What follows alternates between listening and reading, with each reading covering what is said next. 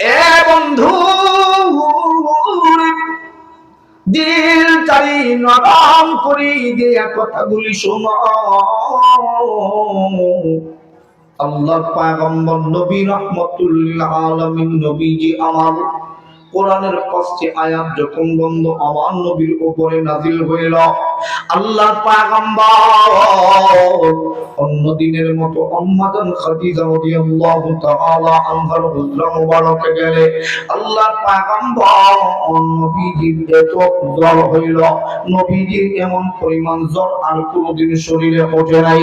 আল্লাহর পয়গম্বর নবীজির চেহারার ভিতরে এমনি তো নূর বাস্ত, নূর প্রকাশিত হইত।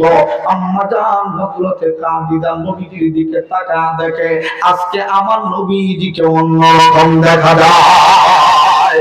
আল্লাহর পয়গম্বর নবীজি এই কথা বলবে, আম্মা জান খাদিজা এতদিন পর্যন্ত বন্ধ আশায় বসেছিলেন। আম্মা জান খাদিজা এই কথা কখনো কোনদিন প্রকাশ করেন নাই। আল্লাহর নবীজির দিকে তাকাইয়া নবীজির ডাক দিয়া বলে, নবী গো, ইয়া রাসূলুল্লাহ, ইয়া হাবিবাল্লাহ। আল্লাহর নবীজিকে ডাক দিয়া বলেন, প্রাণের স্বামী গো, আপনার চেহারার ভিতরে অন্যরকম একটা জিনিস দেখা যাইতেছে যা আমি আর কোনদিন দেখি নাই। আল্লাহর পয়গম্বর নবীজি আমার সুযোগ পাইলে নবীজি বলেন, ঘর থেকে দ্বীনের দাওয়াত দেওয়া শুরু করব। আল্লাহর পয়গম্বর নবীজি খাদিজাকে ডাক দিয়া বলেন, আদরের বিবি, অন্য দিনের মতো হেরা গুহার ভিতরে আমি নবীজি ধ্যানমগ্ন অবস্থায় ছিলাম। আমার কাছে এমন একজন আচানক লোক আসলেন, এসে আমি নবীজিকে নবী বইলা ডাকলেন। আমি নবীজিকে সালাম দেওয়ার পরে আমি নবীজির কাছে ৫টি কোরআনের আয়াত দিয়া গেলেন। এই কথাগুলো বলার পরে আম্মা জান খাদিজা বিশ্বাস করলেন, মানলেন। কিন্তু আমার নবীজির এমন পরিমাণ শরীরের ভিতরে জ্বর উঠেছে, নবীজি আমার ভালো করে কথা বলতে পারে না, আস্তে আস্তে করে কথা বলে। আম্মা জান খাদিজা মনের ভিতরে আসলো, আল্লাহর পয়গম্বরের এমন কোনদিন এমন পরিমাণ জ্বর কখনো ওঠে নাই।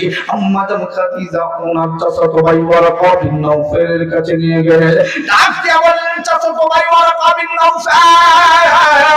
ওয়ারাকা বিন নাওফাল তখনকার সময়ে সবথেকে বড় খ্রিস্টান ইহুদিদের বড় পাদ্রী ছিলেন তিনি।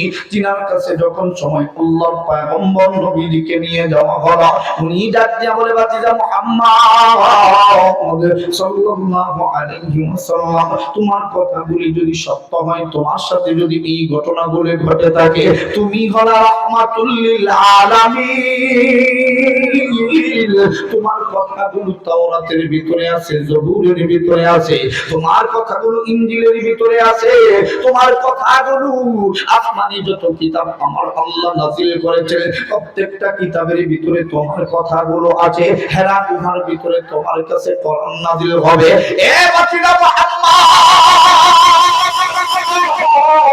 আমার সন্দেহ নাই, তুমি আল্লাহর ওই পাঠানো ওই প্রেরিত রাসূল মুহাম্মদুর রাসূলুল্লাহ সাল্লাল্লাহু আলাইহি ওয়াসাল্লাম।